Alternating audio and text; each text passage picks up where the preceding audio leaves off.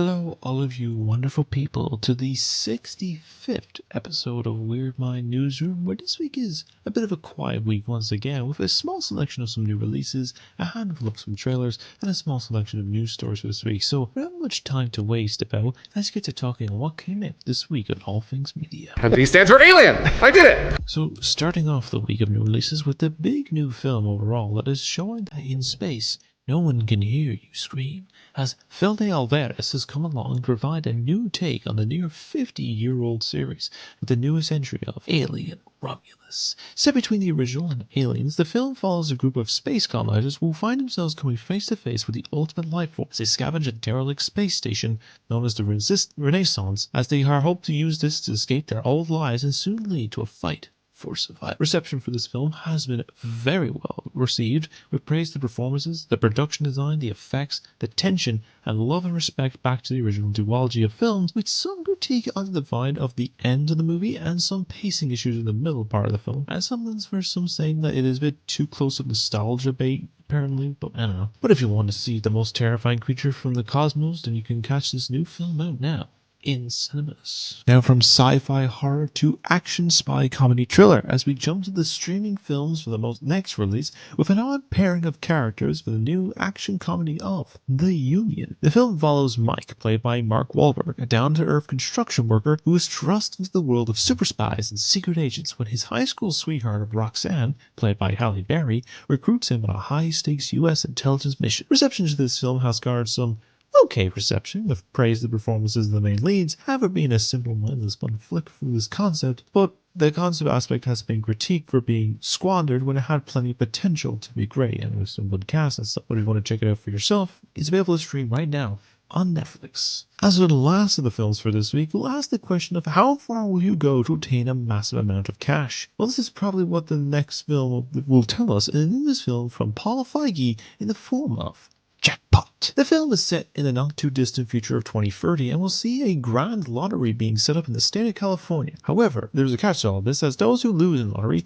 have the chance to claim the cash for themselves by hunting down and killing the winner before sundown to claim the multi-billion-dollar jackpot for themselves. And this is where Katie, played by Awkwafina, has found herself in, being the target of everyone when she unknowingly wins the jackpot and must survive until the end of the day with the help of a lottery protection agent, played by John Cena. Reception to the film has been a bit mixed to more negative, and with the basically underwhelming with praise of the concept through lacking much exciting action and comedy, although I think some performances are decent enough. But if you want to check this out for yourself, you can catch this new film out now on Amazon Prime. And the last of the new releases for this week is return to a classic from the past with an all-new updated remake design and a mystery to solve, as we have the new remaster of the classic Telltale game of Sam & Max The Devil's Playground Remastered. The story of this game will see the dynamic duo of detectives in the last of the trilogy of seasoned investigations they had, when they will discover a toy box belonging to the man downstairs. They'll grant Max with new psychic powers in order to stop the forces of ancient pharaohs,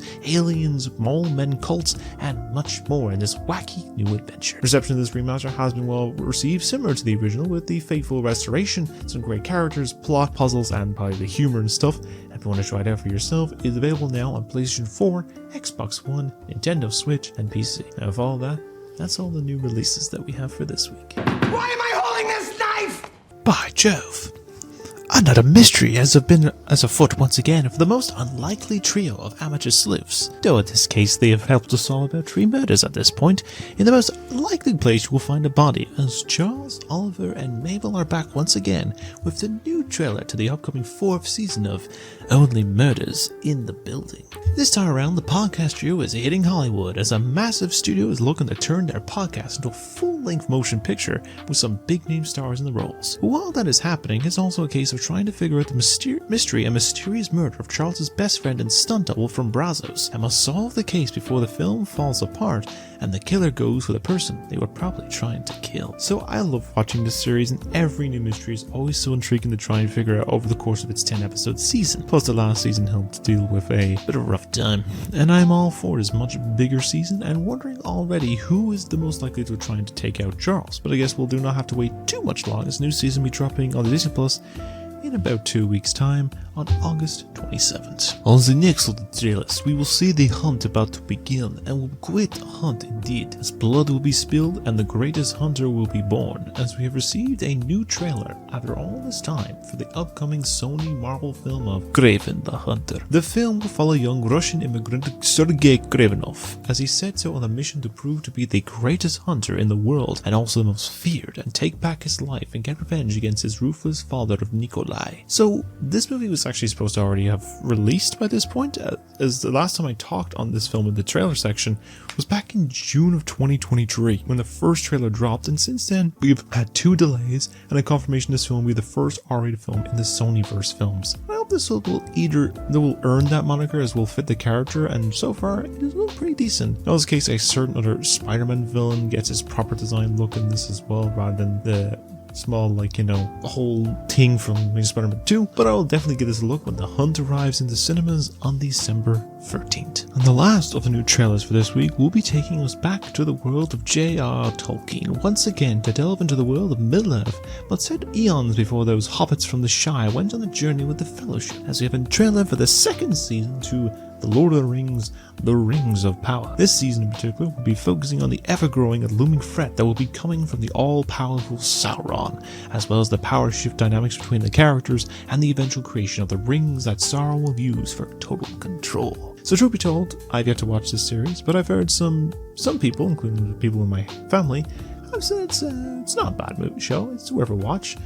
Though it's probably a small majority online is the case of this being ridiculed back when it first came out and stuff like that, like everything is at this point, but I'm sure it's probably not too bad and probably worth a watch. And for those that are looking forward to it, do not have to wait too long either, as the new season will be releasing on Amazon Prime in about 2 weeks time as well, on August 29th. And with all that, that's all the trailers that we have for this week. So the first story of this week is just going to give a brief update to some announcements of dates or starting of productions with mainly based on 2 game properties. There's some gaming news, a little bit of extra bits for one of them, but we'll delve into them now here. So the first of the announcements is the release date for a game in the series that has some sense of popular appeal and a few mixed entries in the series, and that is with the newest game announced for the Dragon Age series with The Veilguard. Now this game I believe was unveiled earlier this year at Summer Games Fest with a planned 2024 release, and has been quiet for a bit of time until just this week, as it was announced that we have now a release date for the game, and a very spooky one indeed, as we'll be releasing on October 31st, or Halloween of this year. Now I myself have not delved into too much of this series, but I know a good friend of mine who enjoys it a whole lot, and I'm sure it'll be worth trying out the series in due time of sorts, let's see about consoles and stuff, and see how this whole game turns out when it comes out this October. Next on the release day announcements was with the update revival of the remaster or remake of the 2015 survival horror QTE game for the PS4 of Until Dawn, as this game was also unveiled earlier this year and was planned for release for PS5 and PC by 2024's end. Thankfully, the game was also received a new trailer for this week with the confirmation of the release date for the game hitting PS5 and PC on October 4th. The trailer showed off some new comparisons to the original PS4 version, even if the game still looks pretty great and actually started as a PS3 title for the PlayStation Move that you can find bits for online. And in some senses this game did not really need a full massive remake, as the original still looks fantastic nearly 10 years on. It does seem to have some new added environment fixes and a changed opening of the game, and I do hope there will be some added elements to the original, like maybe one character actually gets some more gameplay for the second half of the game because he just disappears for most of it until the last chapter for the second last section of the game. But in some sense I hopefully we'll see more aspects to it, and I wonder how they're going to fix some elements to it, but I guess we'll see more of this as we get to the release of the game come this early October. This is however not the only bit of news based on this horror game as such, as we have also a bit of update to the upcoming film adaptation of Until Dawn, as it was confirmed that the film has now entered production as of last week. Now also the case that the film has now rounded out its cast with some 3 new additions, the newest members being Maya Mitchell from Teen Beach Movie, Belmont Carmelli from Saved by the Bell's reboot, and the last is a returning actor Peter Stormare, who did play the character of Dr. Hill in the original, so in most cases he's probably back as that character. Now this does have a bit of an uncertainty, as there is a noticeable number of missing cast members of the film, as there's usually around 12 characters in the game, which is 8 playable characters, 2 characters that kick off the story, the Doctor, and as well as the Flamethrower guy. And as a case instance, there's only 7 cast members listed, so unless 5 of them are being secretive until the film's release, or else it's a different group or something, will be anyone's guess, but I guess we'll have to see how it turns out if it's released in the future, and hopefully the creatures, the Wendigos, look really scary like they do in the game. But what are your own thoughts on all this cast announcements, and what are you excited for a new Dragon Age and Until Dawn remake, and what are your thoughts on the cast in particular? Let me know what your thoughts on all this are down below. The next of the stories of this week is a little bit of update to the realm of the film industry, and both of these films will be a focus on things involving creatures, with one being a classic from the past, and another a new film from the studio that has been quiet for a little over half a decade now. I will discuss them further in this little piece here now. So the first of the announcements is that we are seeing a return to a realm of the series that died at the very first film they tried with, and that's the concept of the Dark Universe, a series of films based on the most iconic monsters in cinema. And one of these characters that was hinted at, or at least teased in the series, that may have been a possibility, was a film based on the Missing Link, or otherwise known as the Creature of the Black Lagoon. We have not seen this character appear much since their B-movie monster film all the way back in 1954.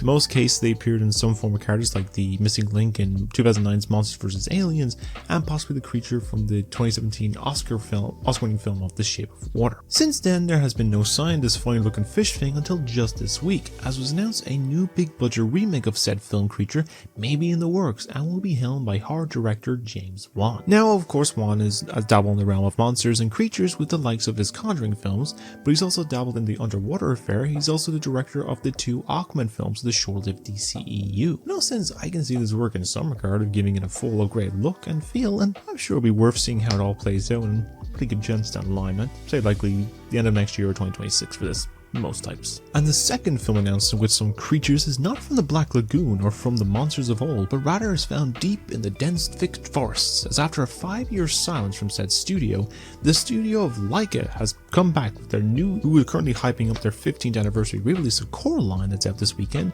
showing off a little sizzle reel above, that's teasing up the new release of their next dark and spooky tale in the form of the new crafted film of Wildwood. This new film the studio is making is based on the 2011 novel of the same name, and will be telling the story of a girl named Prue McKeel and Curtis Melberg as they will attempt to save Prue's little brother of Mac from the evil crows led by Alexandra, while they also become drawn into a deep magical forest. Now the film is boasting quite a massive cast, including some members including Payne Elizabeth Lee, Jacob Tremblay, Awkwafina, Mahershala Ali, Carey Mulligan, Charlie Day, Amanda Stenberg, and many more in this fantastical adventure on the way from the studio. Given this film has been in development in concept in 2011, the likes of this has a lot of potential, as a lot of Laika films, similar to the titles likes of their stop-motion relatives of Aardman, seeing some great potential. I look forward to checking it out. Now, no release date is confirmed, but we're seeing Travis Knight drop this some point next year with a nice trip to the woods sometime in 2025. But what are your own thoughts on both of these film announcements, and would you watch a new film take on the classic Missing Link character, and are you excited for a new film from Laika Studios? Let me know your own thoughts on this down in the comments, and we shall discuss them there. So the last of the stories for this week is a little bit of a breaking news story that was first brought up last week, but I forgot to bring it up last week in particular. This is in the form of a new hack that has happened to a big media company. So in the past, I've addressed the concept of some other companies of recent memory that have received some big hacks, with the form of the first coming to the game studio of Rockstar Games about 2 years ago, and Insomniac Games back at Christmas. The last one I brought up was just about a month ago, with the big hack to the company of Disney of around 1 terabyte of content taken from them, but since there has been no follow-up at all from that, so they may have sorted this out. Now we have the confirmation of another company that has seen their own breach, and is with the role of streaming, as the streaming giant of Netflix has seen their own form of data breach. Now nothing massive like personal info has been obtained or taken, but it has seen a breach on this items of content, the released or leaked content for some of their films, shows, and essentially animated side of things, with episodes or footage that have leaked of the upcoming Terminator Zero anime, Arcane Season 2, and some other animes of Dan to Dan, Rama Half, Gentry Chow vs. the Underworld, and Re-Zero. It's also leaked online the early full film of both Spellbound and, surprise surprise, another Spongebob movie, with this being the Plankton film. Give me the fucking formula, crap! And from what I've seen online and heard, this one is miles better than the most recently released Sandy Cheeks film. Let me tell you, that film was bad. And from the people who've watched it, it seems to be good. It wasn't the only thing that has been threatened to be leaked, as well as some elements of like the third season of Heartstopper was also leaked. The biggest threat of it was that they were supposedly or may still plan to leak the first 3 unfinished episodes of the final season of Stranger Things online, but as of writing and recording has not happened yet, so it'll be worth to see if this is still going to be a concern. Now, the reason as to how this was able to hack into the company and leak these shows and full films was that apparently it was due to some of the other poor security systems of the likes of some of the other companies and studios that were making the content for the streamer, and they got in through one of them and were able to obtain these files from their database or something, and how some amount of them were leaked online. Now, it'll probably be worth to see if there'll be any more movement online from these data breaches and may have more content that they may leak or possibly just release online, or else Netflix may have finally taken swift action, but I guess we'll have to see over time if any more news comes from this developing possible story. But what are your own thoughts on all this breach? Do you think that we're going to see any more content leaked from Netflix, or do you feel they've taken swift action? Let me know what your thoughts are down below. With all that, that's all the news that we have for this week. So this is not going to be that long of a little announcement. I want to do a little special segment just for one particular, and I just felt why not share to help them out. But a good friend of mine, who goes by the name of Kay, has started a new Instagram page where their planned focus on cosplay, and it goes by k.cos. And so far they have just started their channel earlier this week and uploaded one post of them and their partner being wholesome in their cosplays of Fern and Stark from the anime of Kraven. And I'm sure there'll be a whole lot more of them being made in the future for that little page, and I felt that if you enjoy checking out some more cosplay channels, like in most cases I dabble in bits now and again, I need to actually share stuff to my social media page. Probably just share some of these videos on the channel down, who knows, and maybe some more cosplays for these videos and other stuff, but I'll do it down the line. I would then say just to check them out and give them a follow and even tell them that Sam sent you, but yeah, I hope that they're all the best with their content, their relationship and stuff, and to look forward to seeing their journey over time. And if you want to share some sense of like, you know, any special segments, or I might come across anything that might be of interest, let me know down below. I will gladly share around and stuff, but yeah. Go check out their Instagram channel. You can probably find the link in the description. So that's why I always feel an overbearing presence just out of my field of vision, watching and judging my every move. And so now, with all of that, that ends episode 65 of Weird Mind Newsroom, and I hope you enjoyed this slightly shorter ramble for this week. Right, so give a few updates. So reviews wise, I haven't really written any more reviews currently. I did plan to actually record the This Week in Me 4 review, but I had a really rough week this week. In case instance, a lot of just mental breakdown, a lot of crying, a lot of stuff that I'm not going to get into, but essentially I'm going to try and record this probably tomorrow and hopefully have it uploaded next week. More reviews are probably going to come. I got a few more reviews to tabble on. I got to do long legs in some capacity, maybe just do a short one on that one because it's not a lot I can really talk about, but I still thought it was really good. Might do the Side Cheeks one as a similar short one because I ain't spending a good bit of time on that. And a few other ones coming. I'll probably do Alien, I'll get to Borderlands, I'll get to Trap, I'll get to a few ones, but yeah, I'm gonna get to them. Hogwarts Legacy playthroughs and stuff, and the future gameplays and stuff like that. I am close to the end of this game.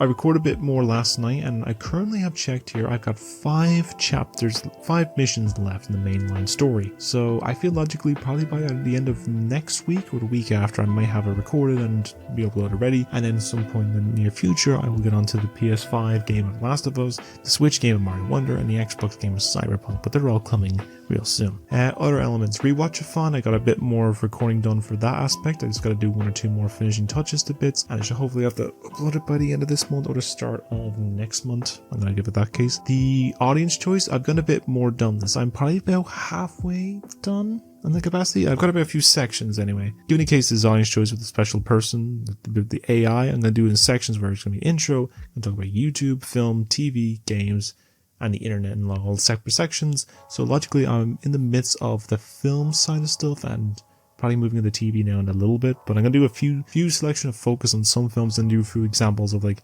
quick fire ones for different films, shows, and games if it gets over long a bit, but I want to give it a bit of a lengthy bit to make it special for their video. Rewatch fun hobby case as well, long forms come along, as well as other concepts and aspects ready to go. But I think I'll leave it there for now. So if you enjoyed this content and want to see more from me, then simply like and subscribe as I upload new videos every single week, and you can check it all down in my link below of all the reviews, the long forms, this series, as well as the gameplays and stuff like that. You got all this stuff. Let me know your thoughts on everything that was discussed today as well down in the comments of your opinions of what you saw from the new releases, your opinions on the trailers, and your thoughts on all the news stories. But yeah, that's where I'm going to leave the episode for now. So if you enjoyed this content, As always, share it around, like, comment, and subscribe, and welcome you all to the community. But as always, you all stay being wonderful people. Have a great day every day, and keep being you, because no one else do you do.